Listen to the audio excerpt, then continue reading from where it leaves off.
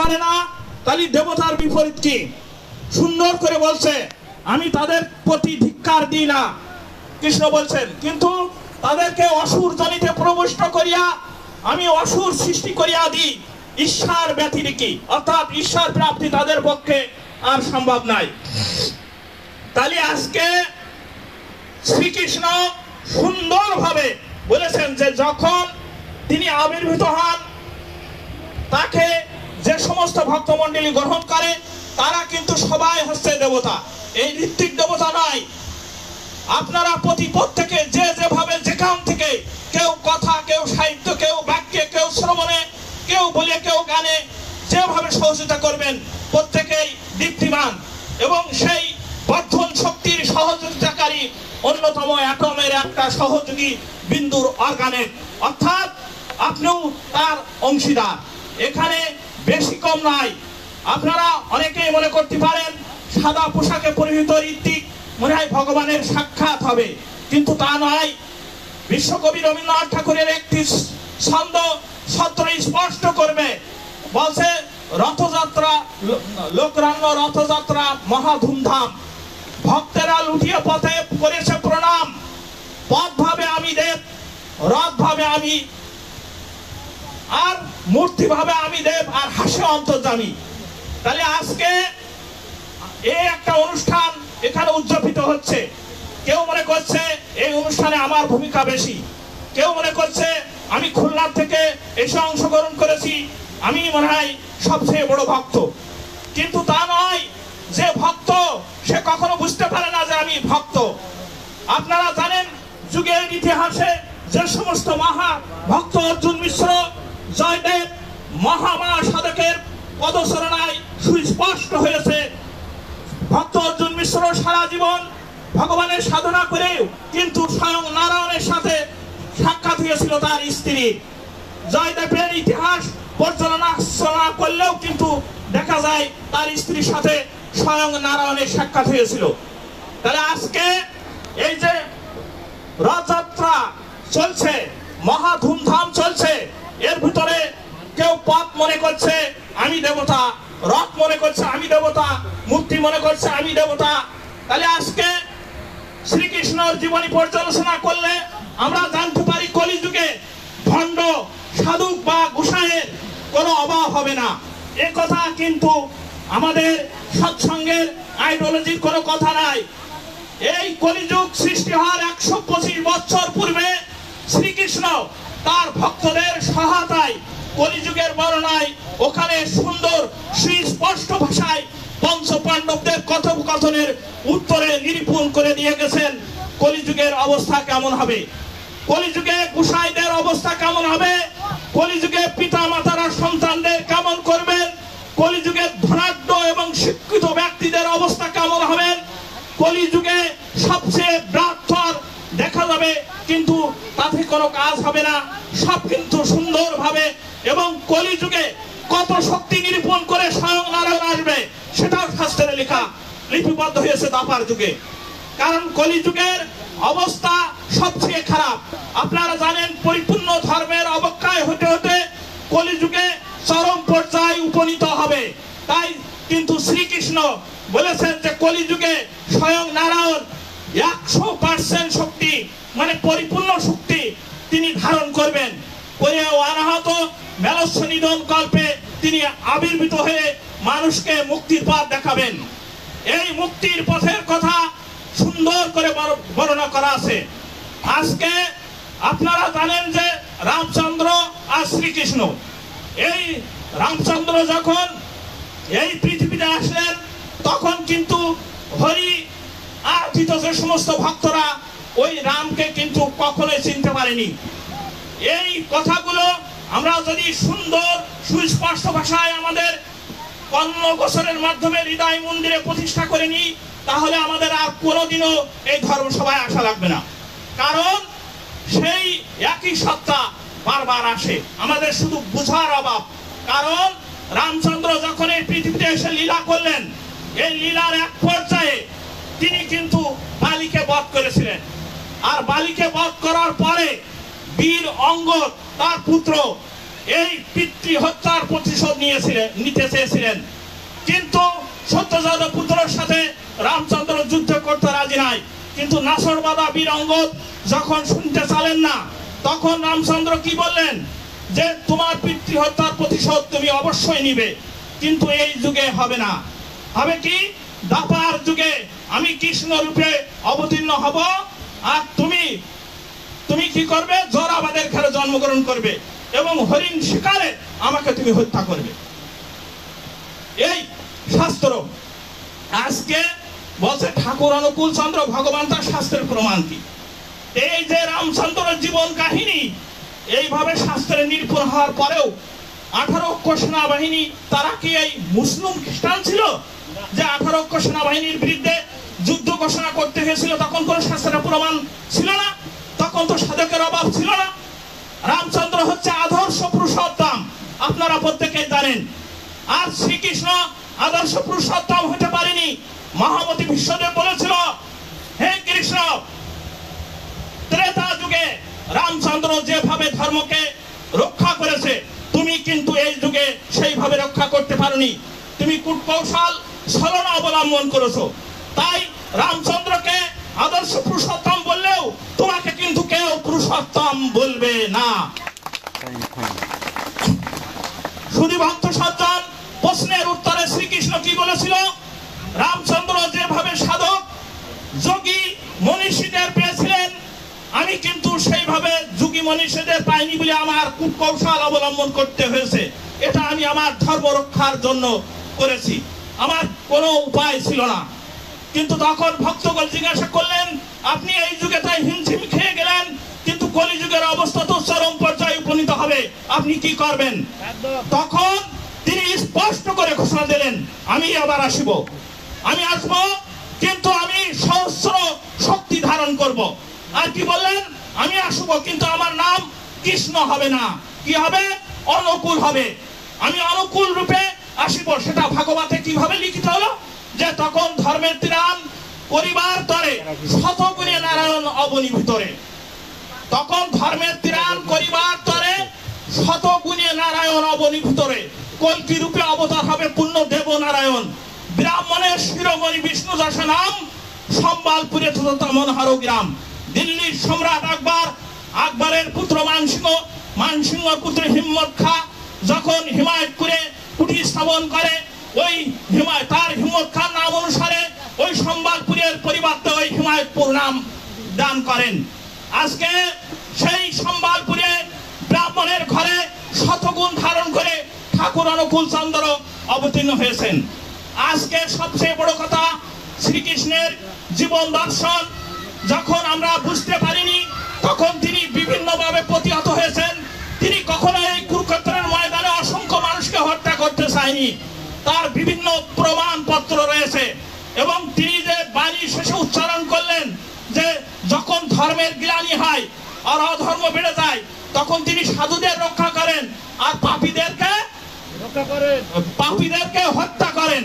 ওখানে লেখা আছে, পাপীদেরকে বিনাশ করেন আর সাধুদেরকে রক্ষা করেন, করে ধর্মের স্থাপন করেন।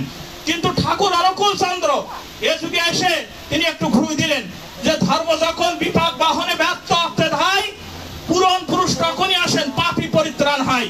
তাই তিনি ভাববাণীতে কি বললেন? স্পিটান মন্দি বান্দিছিনা, যে পাপকে আর ঘৃণা করা যাবে না। পাপকে ঘৃণা করো, কিন্তু পাপীকে নয়। কারণ যদি পাপী বাদ দেওয়া হয়, এই পৃথিবীতে আর কোনো পার্সেন্টেজ থাকবে না। তাই তিনি পাপের পঙ্কিলতাকে পরিহার করার জন্য তিনি এসেছেন। তাই তো কলিযুগে কবি কি গাইলেন?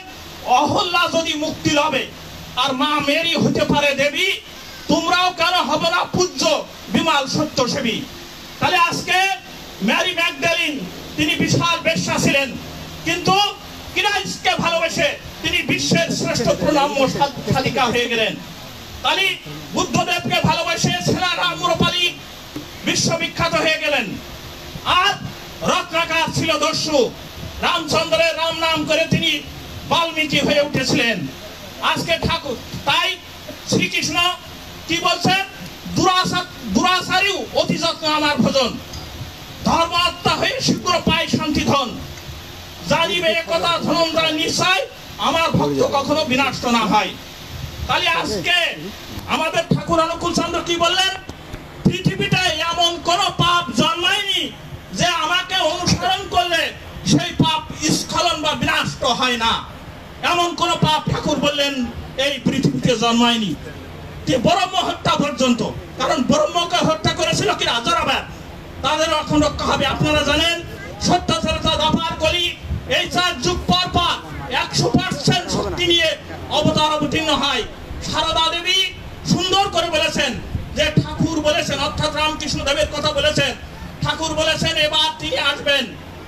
আসবেন কিভাবে? কল্কি অবতার রূপে আসবেন। আর সেই ঠাকুরকে যারা ভালোবাসবে, সেই ঠাকুরের কাছে যারা আসবে, তারা একমাত্র ত্রাণ পাবে, আর নাই বহুকাল অপেক্ষা করতে হবে। তিনি ব্রাহ্মণের ঘরে আসবেন, কল্কি অবতার রূপে আসবেন, বাউকনে আসবেন, স্ত্রী পুত্র সহকারে আসবেন। সুন্দর করে কথামৃত রামকৃষ্ণ পরমহংসদেব বললেন। তার পূর্বে চৈতন্য মহাপ্রভু কি বললেন? চৈতন্য মহাপ্রভু যখন লীলাচলে চলে যাবেন তখন কি বললেন? যে সর্বকালে তোমরা সকল মোর অঙ্গ, এই জন্ম হয় না জানিবে জন্ম জন্ম। এই মত আছে, আর 2 অবতার কীর্তন আনন্দ রূপ হইবে আমার। তাহলে 2 অবতার চৈতন্য মহাপ্রভু বলছে। আর বর্তমান কালের যে সমস্ত সাধক গোসাই মহারাজ আছে তারা বলছে চৈতন্য মহাপ্রভুর তত্ত্ব একমাত্র শেষ।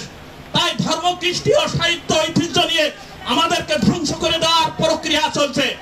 তাই এই প্রক্রিয়া থেকে অব্যাহত বা রক্ষা পেতে হলে অবশ্যই আমাদের প্রত্যেকেই একজন স্বামী বিবেকানন্দ হবে, একজন শাস্ত্র জানবে, আর সকল লোক গবেষণানন্দ হবে। ঠাকুর অনুকূল চন্দ্র বললেন তা হবে না। এবার ঘরে ঘরে স্বামী বিবেকানন্দর জন্মগ্রহণ হবে। আর আমাদের তাই তিনি কি বললেন, আর তো আমি নয় রে দূরে, কাঁদিস নি আর সংখ্যা কিসের। সেই বিশ্ব জুড়ে দণ্ডরানে উঠছে যে ভীম অগ্নিশিখা, সেইটি আমার বিজ্ঞাপনে হচ্ছে ক্রমে রক্ত লেখা। পাপ দানবের অত্যাচারে ডাকছে যে নর, ত্রাহি ত্রাহি, কাঁদিস নি আর সংখ্যা কিসের, দুঃখকে বা আত্মভোগে। ধর্ম সংস্থাপনতাই সম্ভব আমি যুগে যুগে। তাই ঠাকুর অনুকূল চন্দ্র তিনি এই পৃথিবীতে ইতিপূর্বে এসেছেন, তার বাণীতে সুন্দর ও স্পষ্ট ভাষায় তিনি প্রকাশ করেছেন, এবং তিনি যে কল্কি অবতার রূপে পৃথিবীতে এসেছেন তাও কিন্তু প্রকাশ করেছেন। আমাদের শত কথা সত্ত্বেও আমাদের কিন্তু সেই বিশ্বাস, সেই সহজ ভক্তি ভালোবাসা উদয়ের জন্য এত কথা আমাদের বলা প্রয়োজন হয়। আজকে সবচেয়ে মজার বিষয়, সব যুগেই অবতার আসে, প্রত্যেক যুগেই ভগবান আসে, কিন্তু এই যুগে যুগে ভগবান আসার সেই প্রকৃতিকে ঠাকুর বললেন পথ খুলতে কাল হারালি অনুষ্ঠানের মওড়ায়, অনুষ্ঠানে বসলো পেয়ে পা গেল তোর গোল্লায়। তাহলে আজকে আমাদের কাজ কি? বলছে যে শর্ট লাইফ, শর্ট টাইম আর শর্ট মেমোরি। শর্ট লাইফ মানে কি? 400 বছর থেকে 100 বছর শর্ট লাইফ। তাহলে শর্ট লাইফ যখন হয়, টাইম শর্ট হয়ে যায়। আর মেমোরি, কলিযুগে তো অন্য কত প্রাণ, বেশি কোনো স্মৃতিতে ধরে না। তাহলে এর ভিতরে যদি আমরা 18,000 শ্লোক ভাগবতে পড়তে যাই, কেউ সময় পাবে? 4 লক্ষ প্রাণের শ্লোক পড়ার জন্য সময় পাবে? চৈতন্য মহাপ্রভু তার অবসান ঘটিয়েছে। চৈতন্য মহাপ্রভু বলেছে বেদের 20,317 শ্লোকের প্রয়োজন নেই, ভাগবতের 18,000 শ্লোকের প্রয়োজন নেই, পুরাণের 3,82,000 শ্লোকের প্রয়োজন নেই। এখন প্রয়োজন মাত্র একমাত্র নাম, রাধা নাম। সুন্দর সুস্পষ্ট ভাষায় চৈতন্য মহাপ্রভু তার চরিতামৃত লীলা ক্ষেত্রে সুন্দরভাবে বর্ণনা করেছেন। এরপরেও বলে না, মূর্খ বোঝে ঠারে ঠারে, পণ্ডিত বোঝে ঠারে ঠারে, মূর্খ বোঝে কিলে, আর অতি বড় বাব্বর বোঝে চকি আঙুল দিলে। তাই চৈতন্য মহাপ্রভুর কাছে যখন তিনি বললেন জগাই মাদাইকে, এই নাম নয় রে মাদা, আর নাম আছে, এই নাম নিয়ে যাবে সেই নামের কাছে, তখন ভক্তগণ বললেন প্রভু সেই নাম প্রদান করুন। তখন চৈতন্য মহাপ্রভু নিতাইয়ের হাত ধরে কহিলেন গৌর হরি, কাল পূর্ণ হয়নি তাই চরণ তত্ত্ব দিতে নারী। তাই কাল পূর্ণ হয়নি তাই তিনি প্রদান করেননি, এবং বলেছেন একমাত্র কলিযুগের রক্ষা হবে একমাত্র রাধা নামিকা বলাম, অর্থাৎ হরের নামিকা বলাম। ভগবান তুলে রাখতেন রাধাকে হরে হিসেবে সম্বোধন করা হয়েছে, ওখানে একমাত্র রাধা নামের কথা বলেছেন। তিনি প্রথম 16 নাম 32 অক্ষর ব্যবহার করেছেন, চলে গেছে। তারপরে ভজ গৌরাঙ্গ, কাহ গৌরাঙ্গ চলে গেছে। তারপরে শেষে তিনি কিন্তু ওইটা ঘোষণা দিয়েছেন যে হরের নামই কাবলাম আসঙ্গ মেইবা কাবলাম, অর্থাৎ সৎসঙ্গর কথা বলেছেন। এই সৎসঙ্গ আর রাধা নাম এই দুটি অর্গানাইজ করবে প্রেম বা ভালোবাসা দিয়ে। তাই ঠাকুর বলছে তুমি যদি বিশ্বাস করো আমাকে, তাহলে এই বিশ্বাস করবে নামকে আর ওই নামের প্রতি ভালোবাসা, আর তোমার কিছুই করতে হবে না। আপনারা জানেন বিশ্ববিখ্যাত বৈজ্ঞানিক কৃষ্ণ প্রসন্ন ভট্টাচার্য যখন ঠাকুর অনুকূল চন্দ্রের কাছে আসলেন, তখন বিজ্ঞানের কথা একটার পর একটা আলোচনার এক পর্যায়ে কৃষ্ণ প্রসন্ন ভট্টাচার্য যখন থমকে গেলেন, তখন তিনি কাতর কণ্ঠে প্রকাশ করলেন, ঠাকুর আমি তো আর কিছু বুঝতে পারছি না, এখন কি করব? ঠাকুর সুন্দরভাবে উত্তর দিলেন, দু লাভ দু সাপ দু সিলিন্ডার, শুধু আমাকে ভালোবাসো, আমাকে সেবা করো, আর আমার কাছে আত্মসমর্পণ করো, তোমার আর কিছুই করতে হবে না।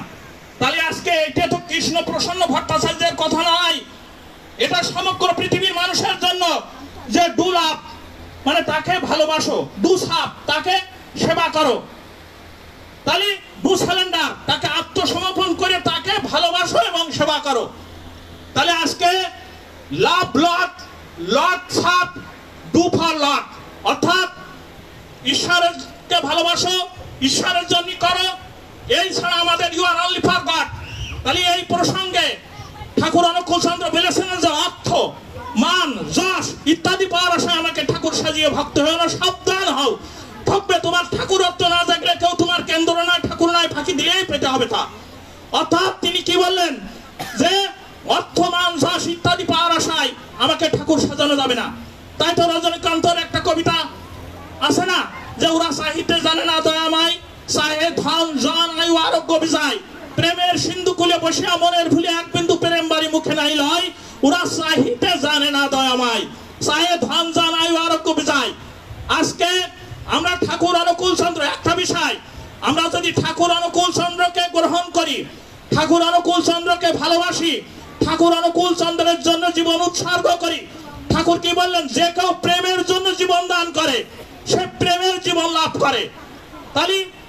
তাহলে আমাদের আজকে বলছে যে আমি সত্য যুগে একবার ডাক দিয়েছিলাম, উত্তর মেলেনি, তেরেতায় একবার ডাক দিয়েছিলাম, উত্তর মেলেনি, দাপারে একবার ডাক দিয়েছিলাম, উত্তর মেলেনি, আবার ডাক দিচ্ছি। তাই তিনি কি বলছেন, তুমি বলো না তুমি ভীরু, বলো না তুমি কাপুরুষ, বলো না তুমি দুরাশায়, পিতার দিকে নজর করো। কি বলছেন, পিতার দিকে নজর করো আর আবেগ ধরে বলো আমি তোমার সন্তান। তাই তিনি ডাক দিচ্ছেন, আবার পিতার দিকে নজর করে সন্তান হিসেবে তিনি সেই ডাক শোনার জন্য আহ্বান করছে। একই প্রশ্ন করছেন, উত্তর তিনি দিচ্ছেন। তিনি এবার ডাক দিচ্ছেন যে তোমরা ছুটে এসো আমার কাছে, আবার বলছে বলো পিতার দিকে নজর করো, আবেগ ভরে বলো আমি তোমার সন্তান, আমার আর জড়তা নেই, আর আমি আর তোমার দিকে ফিরে অন্ধকার অন্ধকার বলে স্বীকার করবো না, আর তোমার জ্যোতির দিকে ফিরে অন্ধকার অন্ধকার বলে স্বীকার করবো না। তার মানে কি, আজকে ঠাকুর অনুকূল চন্দ্র এই পৃথিবীতে শেষ অবতার হিসেবে আসার কারণেই কিন্তু ঠাকুর অনুকূল চন্দ্র এমন ভাবে আমাদেরকে রক্ষা করার জন্য তিনি ইনিয়ে বিনিয়ে স্থলে বলে কলে কৌশলে সর্বভূতের মঙ্গল কামনায় তিনি ব্যস্ত আছেন। আজকে ঠাকুর অনুকূল চন্দ্রের এই যে মহাদর্শন, মহাবিজ্ঞান, বিশ্ব ব্রহ্মাণ্ডের প্রত্যেকটা অনুপরামিনীতে জড়িয়ে আছে। আজকে সবচেয়ে বড় কথা, মহামতি বিশ্বদেবের একটি কাহিনী, যেমন মহাভারতে উল্লেখ আছে যে যুধিষ্ঠির প্রশ্নের উত্তরে ভগবান বিষ্ণুর সহস্র নামে অনুকূল নাম আছে। আবার মহামতি বিশ্বদেব বলেছেন অনুকূল যখন এই পৃথিবীতে ভগবান হয়ে অবতার হয়ে অবতীর্ণ হবেন, তখন সুর অসুর দেবতা কিন্নর যক্ষ প্রত্যেকে রক্ষিত হবে। আবার সেখানে বলে শুধু তাই নাই, তার পদ্মলোচন চাহুনিতে এক ঝলকে সমগ্র পৃথিবীর পাপ তাপ মোচন হয়ে যাবে। এখানে কিন্তু সুন্দর করে লেখা আছে। আবার এই কলিযুগে ভাগবতে দশম অধ্যায়টি দ্বিতীয় খণ্ডে কি আছে, যে কলকি অবতার ঘোর কলিতে অবতীর্ণ হবে। এক গোসাই বলছে যে কলকি অবতার তো ঘোর কলিতে অবতীর্ণ হবে। তাহলে এখন কি ঘোর কলি? এখন এই ঘোরকলি কিনা আপনারা দেখবেন ক্যাসেটে গান আছে যে ঘোরকলির ব্যাপার মেয়েদের জামাতে কলার, মানে ঘোরকলি যে অবতীর্ণ হয়েছে কখন কিভাবে এইটা কিন্তু সাধারণ মানুষের দর্শনের পাল্লায় ধরা পড়ে না। ওখানে কিন্তু আপনারা জানেন এই ভাগবতের সৃষ্টি সম্বন্ধে স্বয়ং নারায়ণ যিনি 4টি শ্লোক, স্বয়ং নারায়ণ ব্রহ্ম যিনি তিনি 4টি শ্লোক ব্রহ্মার কাছে দিয়েছিলেন। এই ব্রহ্মা 4টি শ্লোক 10টি শ্লোকে রূপান্তর করে নারদ মুনির কাছে দিয়েছিলেন। এই নারদ মুনি এই 10টি শ্লোক 100 শ্লোকে রূপান্তর করে কৃষ্ণদ্বৈপায়ন বেদব্যাসের কাছে দিয়েছিল।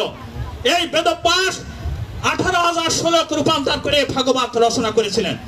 ওখানে কাছে যে কলিযুগে যখন কল্কি অবতার অবতীর্ণ হবে তার শক্তি কেমন হবে, কল্কি অবতারের ভাব কেমন হবে, তার আগমন কেমন হবে, তিনি বললেন কলিযুগে যেহেতু পাপের পরিমাণ বৃদ্ধি পাবে সেহেতু তিনি পরম এবং চরম উচ্চ স্তরের মহাবীজ নাম এবং মহাবিভূতি নিয়ে অবতীর্ণ হবেন এবং to carry out the command অনুকূল without the least head of doubt or hesitation is the secret success of life, there is no other way to follow. এবং তিনি বললেন এই অবতারকে যারা অনুসরণ করবে না তাদের আর কোনো পথ থাকবে না। এই কিন্তু সেই ভাগবতে কৃষ্ণদ্বৈপায়ন বা বেদব্যাস কিন্তু এটা সুন্দরভাবে উল্লেখ করেছেন। আর শক্তি সম্বন্ধে বর্ণনা করতে গিয়ে কল্কি পুরাণে কি লিখেছেন, অন্যান্য অবতার অর্থাৎ মৎস্য কর্ম, আপনারা জানেন অবতার 2 ধরনের অবতার, অদাকার আর সদাকার। যে সমস্ত অবতার পিতা মাতাকে আশ্রয় করে পৃথিবীতে আসেন এদেরকে সদাকার অবতার বলা হয়। আমাদের 10টি অবতার পুরাণে আছে, এখানে 5টি অবতার হচ্ছে অদাকার অর্থাৎ পিতা মাতাকে আশ্রয় করে পৃথিবীতে আসেনি। মৎস্য কর্ম কলহ নৃসিংহ বামন এরা কিন্তু পিতা মাতাকে আশ্রয় করে পৃথিবীতে আসেনি, কিন্তু পিতা মাতাকে আশ্রয় করে আরো 5টি অবতার এই পৃথিবীতে এসেছেন। তার ভিতরে হচ্ছেন শেষ অবতার হচ্ছে কল্কি অবতার। এখানে এই 5টি অবতার অদাকার অবতার আর 5টি হচ্ছে সদাকার অবতার। এই সদাকার অবতারের ভিতরেও হচ্ছে একমাত্র কল্কি অবতারের শক্তি। এই 10টা অবতারের শক্তি সম্বন্ধে ওই পুরাণ বা ভাগবতে লেখা আছে একমাত্র মৎস্য অবতারের শক্তি 1 সূর্যের সমান, কুর্ম অবতারের শক্তি 1 সূর্যের সমান, তালি বরাহ অবতারের শক্তি 1 সূর্যের সমান, তালি নৃসিংহ অবতারের শক্তি 1 সূর্যের সমান, বামন অবতারের শক্তি 1 সূর্যের সমান। এখানে পরশুরাম রামচন্দ্রের শক্তি 1 সূর্যের সমান, কৃষ্ণ বা বলরামের শক্তি 1 সূর্যের সমান, আর কল্কি অবতারের শক্তি সহস্র সূর্যনাং বিভু। আজকে টাইম রিজার্ভেশন করেন, আমি 1000 দিনে যে পুণ্যি করব আর ঠাকুর অনুকূল চন্দ্রের দেওয়া প্রদর্শিত তথ্য একদিনে সেটাই হবে। কারণ একদিনে যে পুণ্য হবে 1000 দিনে, এই 1000 দিয়ে ভাগ দিলে একদিনে পড়বে। কারণ কল্কি অবতারের শক্তি চরমে চরম প্রকাশ, তাই কল্কি চরমে চরম প্রকাশ অর্থাৎ তার শক্তি 1000 সূর্য সমদীপ্ত শক্তি ধারণ করেছে। তাই অবশ্যই শাস্ত্রে বলেছেন যে শতগুণে নারায়ণ অবনীভূতারে। আজকে আমরা নির্বিঘ্নে ঠাকুর অনুকূল চন্দ্রের প্রদর্শিত দেওয়া, আপনারা জানেন চিরসত্যের পাঞ্চজন্যে শ্রীকৃষ্ণের মহাগীতা। এই মহাগীতাটা কি জানেন? চিরসত্যের পাঞ্চজন্য মানে ব্যক্তি, দম্পতি, গৃহ, সমাজ, এই রাষ্ট্র। আর ঠাকুর অনুকূল চন্দ্র সেই একই কার্যক্রম প্রতিষ্ঠার জন্য এই চিরসত্যের পাঞ্চজন্য শ্রীকৃষ্ণের মহাগীতাকে রক্ষা করার জন্য তিনি কি করলেন? ব্যক্তি, দম্পতি, গৃহ, সমাজ, রাষ্ট্র উদ্ধারণে যোজন যাজন ইষ্টভৃতি সস্তনী সদাচার প্রবর্তন করলেন। এই পঞ্চনীতি প্রয়োগের মাধ্যমে এই পাঞ্চজন্যকে রক্ষা করার জন্য তিনি কিন্তু এই জ্ঞান প্রদর্শন করলেন। আজকে এই যোজন যাজন ইষ্টভৃতি সস্তনী সদাচার এটা কোথার শব্দ? আপনারা প্রত্যেকেই এখন অত্যাধুনিক যুগের মানুষ। এই প্রত্যেকটা শব্দ হচ্ছে বেদে।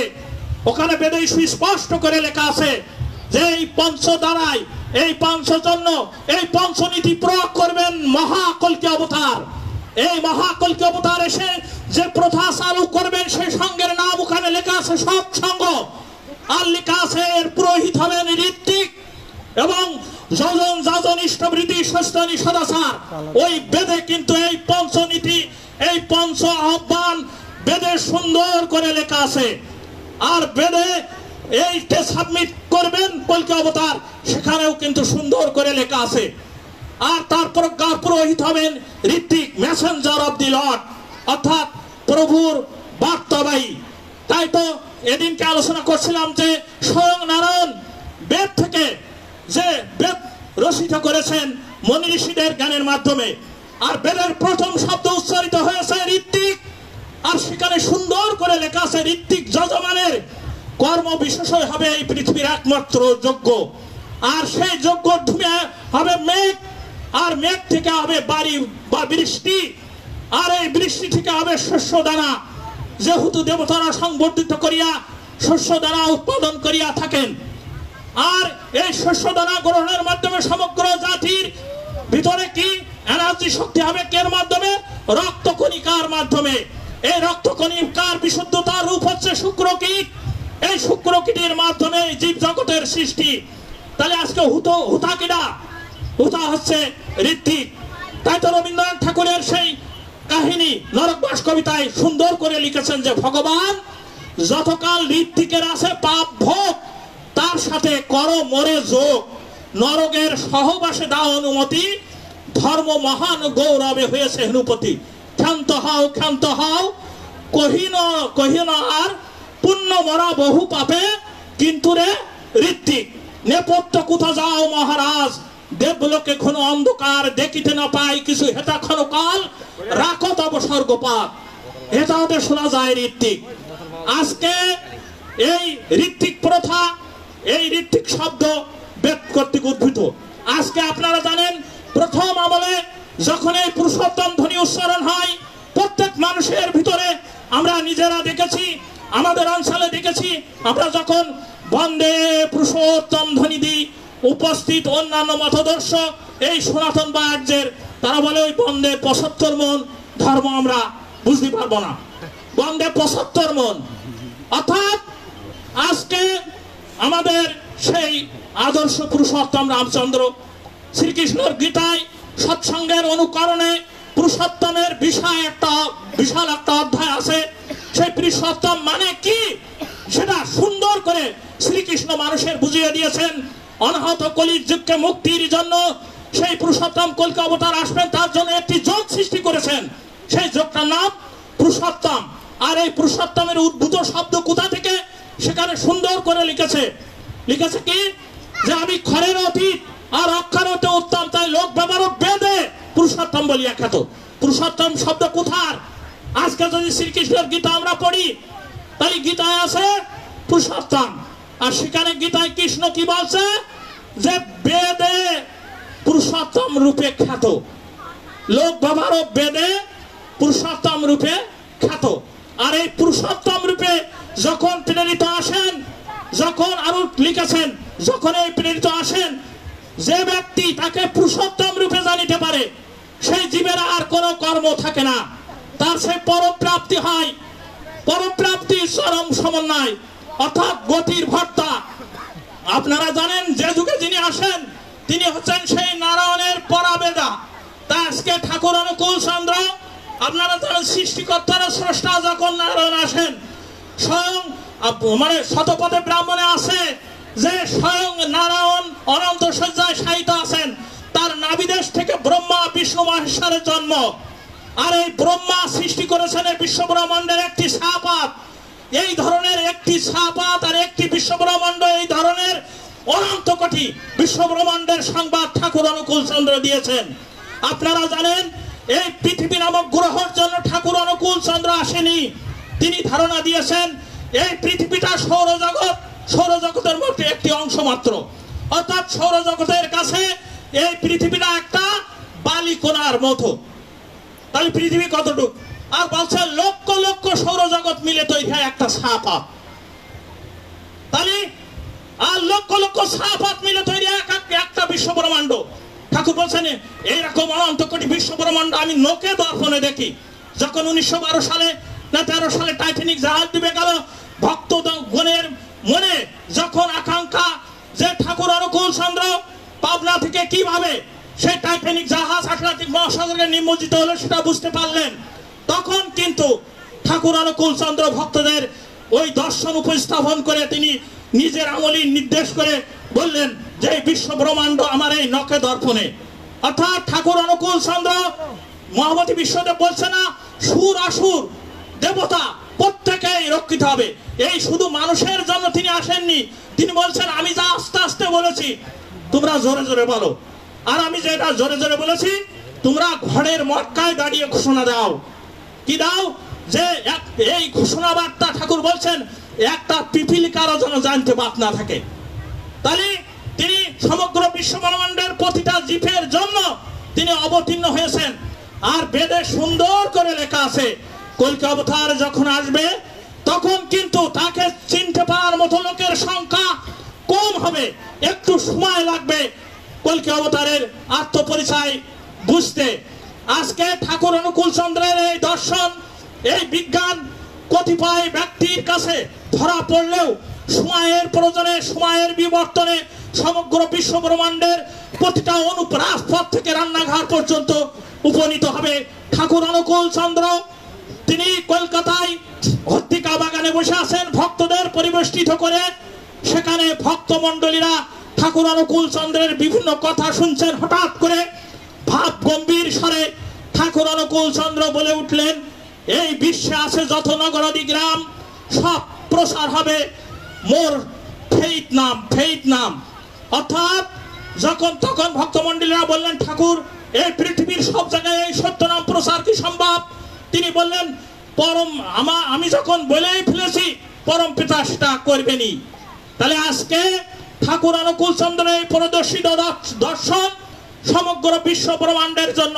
তাই ঠাকুর কি বলছেন যেমন তরদিন আসছে সেদিন মানুষের এই পৃথিবীতে আর কোনো পথ থাকবে না, মানুষ তৃষ্ণিত হয়ে যাবে পরম পিতার এই মহা অবদানের জন্য। সাবধান আপনাদের অপরিস্থিতির জন্য কেউ যেন বঞ্চিত হয়।